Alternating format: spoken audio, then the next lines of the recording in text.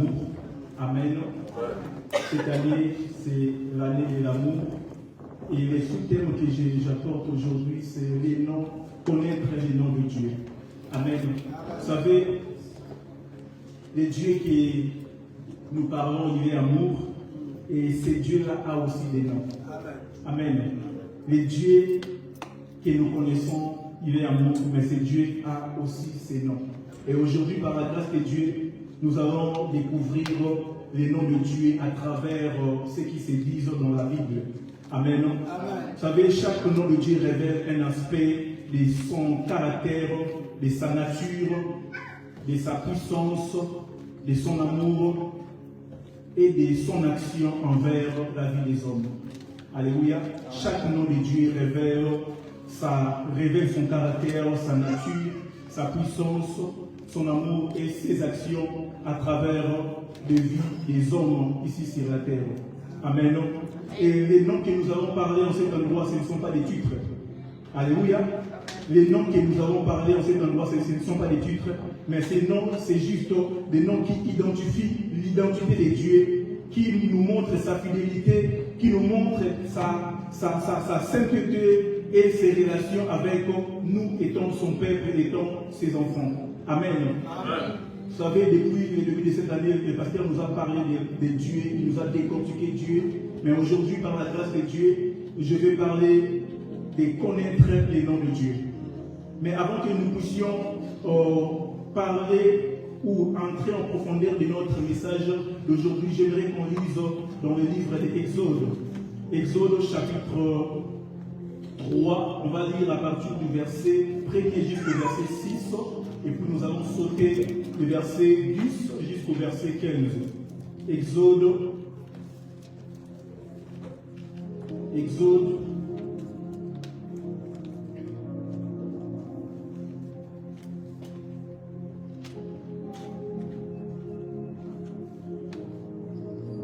Vous y êtes? Exode chapitre 3, à partir du verset 1er, je lis au nom du Seigneur Jésus-Christ.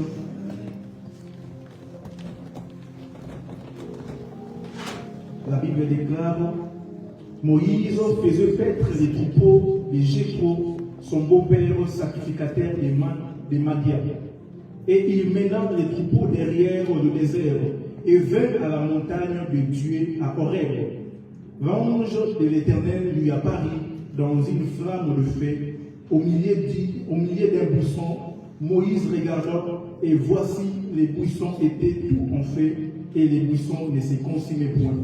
Moïse dit: je vais me détourner pour voir quelle est cette grande vision et pourquoi les buissons ne se consument point. L'Éternel vit qu'il s'est détourné pour voir, et Dieu l'appela du milieu du buisson et dit: Moïse, Moïse. Il répondit: mais voici.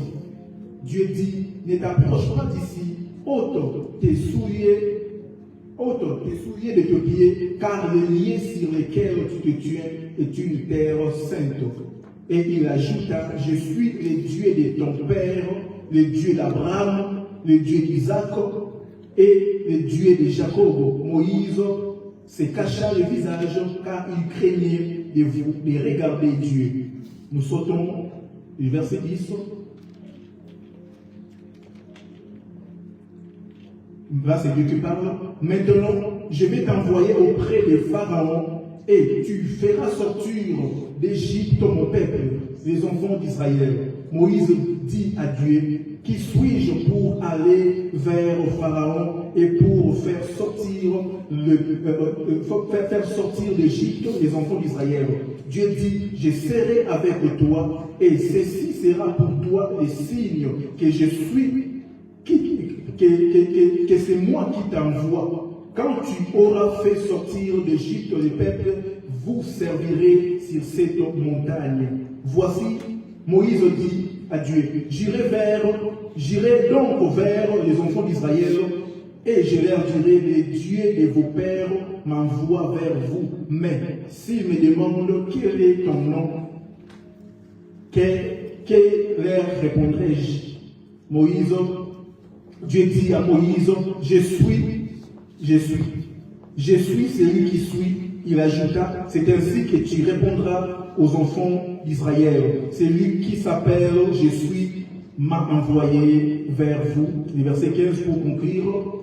Dieu dit encore à Moïse, tu parleras ainsi aux enfants d'Israël, l'Éternel, le Dieu de vos pères, le Dieu d'Abraham, le Dieu d'Isaac, le Dieu de Jacob m'envoie vers vous. Voilà mon nom pour l'éternité, voilà mon nom de génération en génération. Parole du Seigneur. Amen. Est-ce qu'on peut prendre nos places et acclamer pour le Seigneur?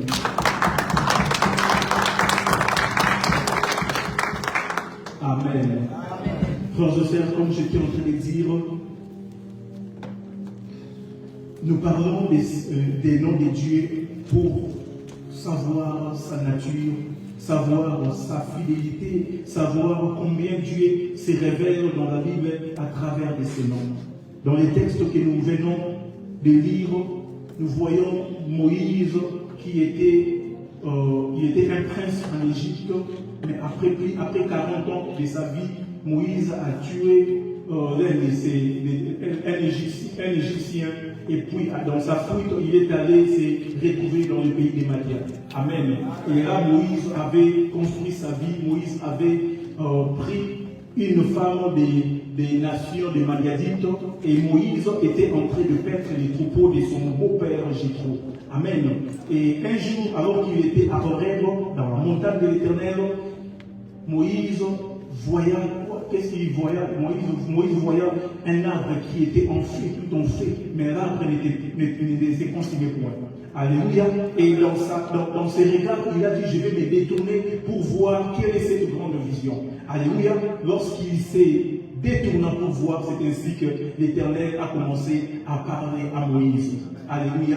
Dieu a parlé à Moïse. Dieu avait une mission de délivrer le peuple d'Israël, mais Dieu avait choisi Moïse pour aller faire sa mission et délivrer le peuple d'Israël. Alléluia. Nous voyons comment la Bible déclare que Dieu a dit à Moïse, les cris des enfants d'Israël est monté jusqu'à moi. Amen. J'ai entendu les cris des enfants d'Israël et j'ai vu comment les Égyptiens les font souffrir et j'ai décidé d'agir. Et lorsque Dieu décida d'agir, Dieu voulait passer sa main au travers de Moïse. Alléluia. Moïse était un agent, donc il était le représentant de Dieu sur la terre pour délivrer le peuple d'Israël. Amen.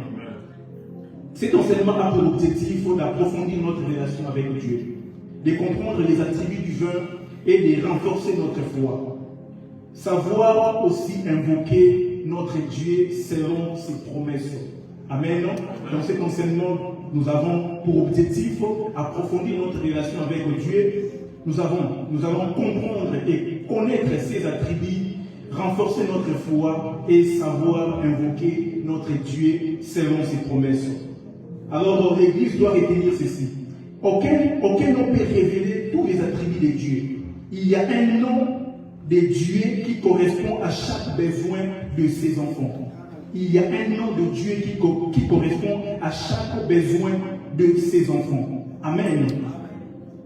Il y a un nom, il y a plusieurs noms, mais aujourd'hui je vais commencer par le premier nom dont j'aimerais nous parler d'Élohim. Elohim. Amen. Elohim, c'est en hébreu. Et Elohim veut dire le seul vrai Dieu, fort et puissant. Elohim, le seul vrai Dieu, fort et puissant. La Bible déclare dans Genèse chapitre 1er, à partir du verset 1er, nous voyons la Bible déclare qu'au commencement, Dieu créa les cieux et la terre. Au commencement, Elohim créa les cieux et la terre. Vous savez, quand on parle d'Elohim, nous voyons quoi? Le seul vrai Dieu, fort et puissant. Donc, Dieu dans son éternité, parce que vous devrez savoir que Dieu est celui qui a vécu dans un passé éternel. Il est dans le présent et il sera dans un futur éternel. Même quand toute chose passera, lui ne passera plus. Amen. Nous voyons Elohim révèle la grandeur de Dieu, révèle la puissance de Dieu, révèle que notre Dieu est un Dieu fort. Et nous voyons la Bible déclare qu'au commencement, Dieu créa les cieux et la terre. Donc, puisque c'est un Dieu autonome, puisque c'est un Dieu fort, puisque c'est un Dieu puissant, il a créé toutes choses. Il a créé les cieux et la terre par sa puissance, parce qu'il est Dieu. Dieu. Amen. Parce qu'il est le Dieu fort, le Dieu puissant et le Dieu capable. Alléluia. Nous voyons ici qu'il y a des étapes aussi. Au commencement, Dieu créa les cieux et la terre. Dieu a créé les cieux et la terre par sa puissance. Dieu n'avait pas besoin d'une aide quelconque. Dieu n'avait pas besoin de faire appel à des anges pour créer avec lui. Amen. Puisque c'est un Dieu puissant, il avait parlé dans son trône et puis son esprit sur la terre, parce que son esprit était entré de mauvaises liaisons. Comme lui, il a parlé et c'est ainsi que son esprit a exécuté tout ce que Dieu était en train de parler. Amen. Et donc pour que nous parlons d'Élohim, un Dieu puissant, un Dieu fort. Ça veut dire qu'à chaque fois aussi tu peux avoir besoin de lui. À chaque fois tu seras limité dans un besoin quelconque. Tu peux faire appel au Dieu qu'on appelle Élohim. Parce que c'est un Dieu puissant, c'est un Dieu fort, c'est un Dieu capable. Capable de prendre ce qui n'existe pas, de le faire exister. Alléluia.